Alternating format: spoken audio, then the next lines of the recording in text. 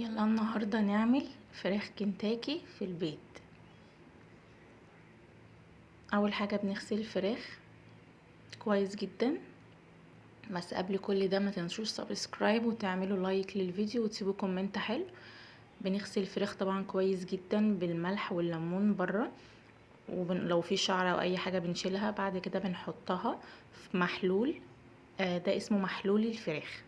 محلول الفراخ طبعا بتحطي ميه بعد ما تغسلي الفراخ، تحطي ميه جديده، بعد كده تحطي ملح وتحطي ليمونه تفركيها على الفراخ. حطيت ورق لورا وحطي خل وسيبيها كده 10 دقايق 15 دقيقة، هتلاقيها اصلا بتطلع حاجات فوق سطح المية. بجد لما تعملوا الطريقة دي الفراخ عمر ما الفراخ ما هتطلع زفرة. انتوا لو دققتوا في المية بتاعة الفراخ بصوا. هنقطع بقى الفراخ، هنفصل الدبوس.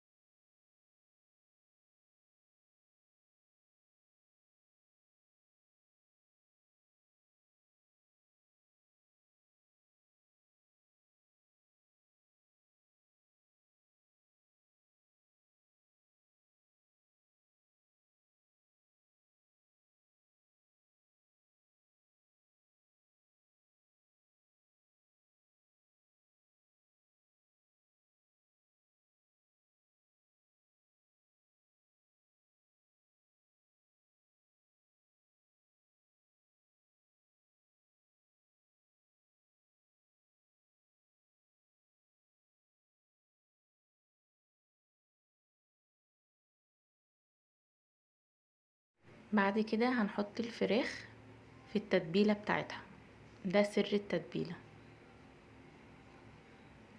اول حاجة بتجيبي كوباية مية، بتحطي بابريكا،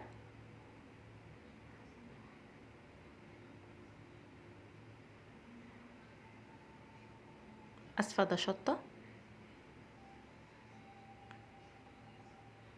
بس الشطة طبعا اختياري. تحطي نص معلقة فلفل اسود. كل المقادير اللي انا بقولها عليكم ده عشان انا عاملة وركين بس، لكن لو فرخة حطوا بالمعلقة، يعني معلقة فلفل اسود، معلقة باربيكا كده. وبعد كده بنحط، دلوقتي هحط البابريكا.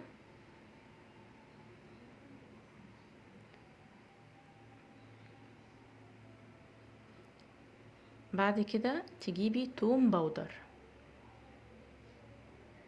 تحطي نص معلقة، وبودر بصل بتحطي برضو نص معلقة، وبتحطي الملح بتاعنا.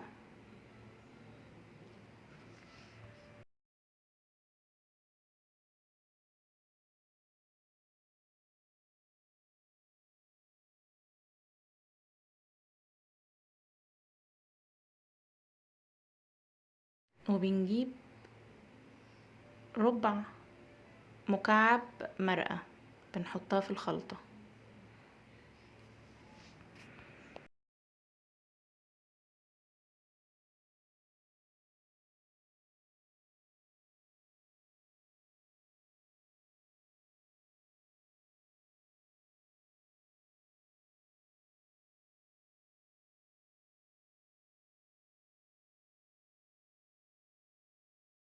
لو عاملة فرخة طبعا حطي مكعب. طبعا احلى حاجة انك تسيبوا التتبيلة قبلها بيوم. انا دخلتها في يوم وعملتها اليوم التاني، ونحطها في التلاجة.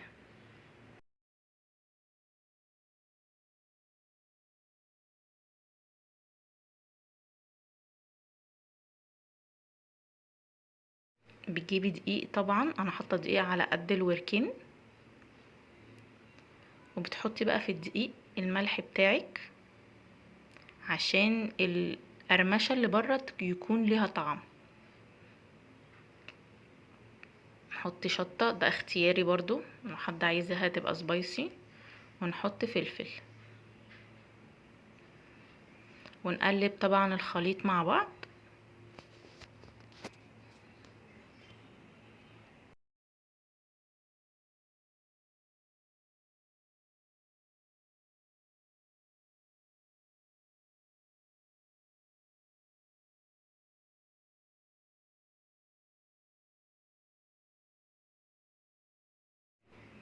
ونجيب الفراخ، طلعتها طبعا انا كنت متبلاها قبلها بيوم، نصفيها كويس جدا من المية بتاعتها.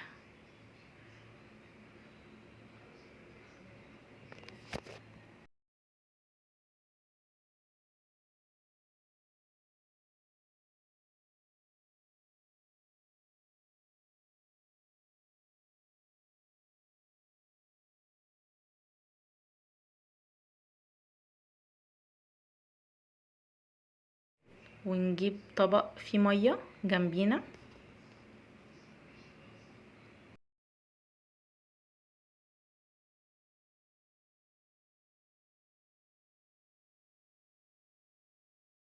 نحطها في دقيق ونغطيها كويس جدا عشان نعمل الدريسنج بتاعها حلو.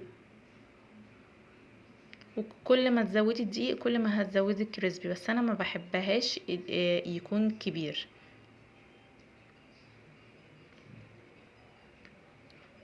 هتنفضيها كويس وتحطيها في طبق مية جنبك.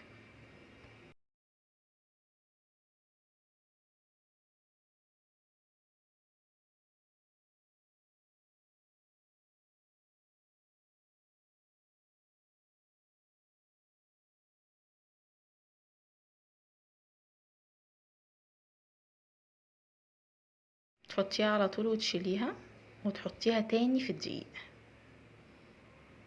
لو عايزه تزودي الكرانشي والكريسبي اللي بره زودي دقيق.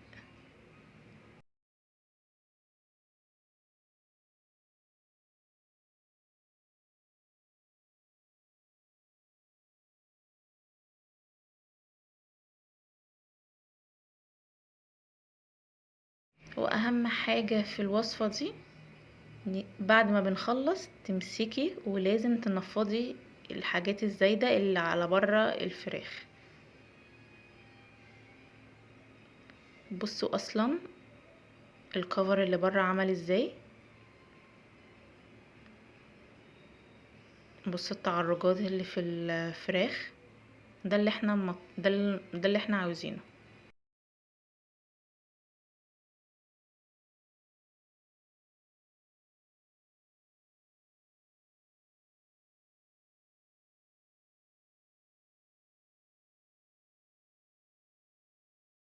زودت تاني دقيق، حطيت طبعا نفس التوابل اللي احنا قلناها.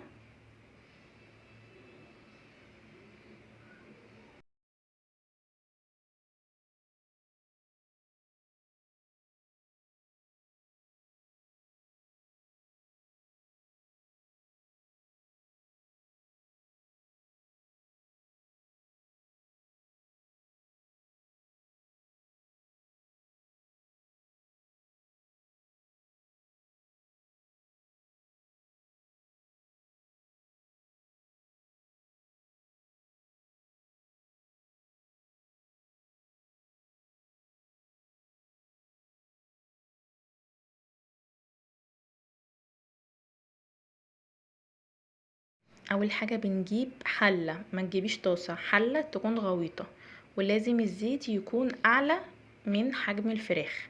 انا هحط قطعة قطعة.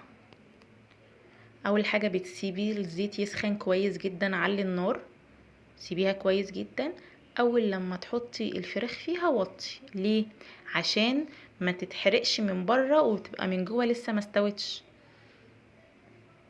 اظبطي بالظبط اول لما تحطي الفراخ على موبايلك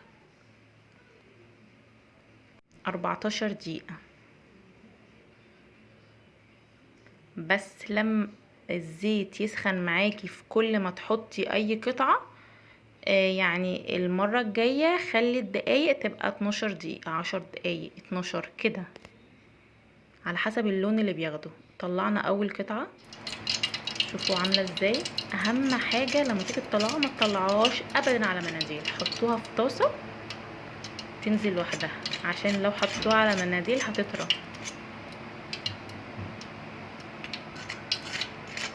انتوا سامعين الصوت عامل ازاي؟ وبعد ما خلصناها اتعملت من جوه وطعمها حلو جدا، وبالهنا والشفا.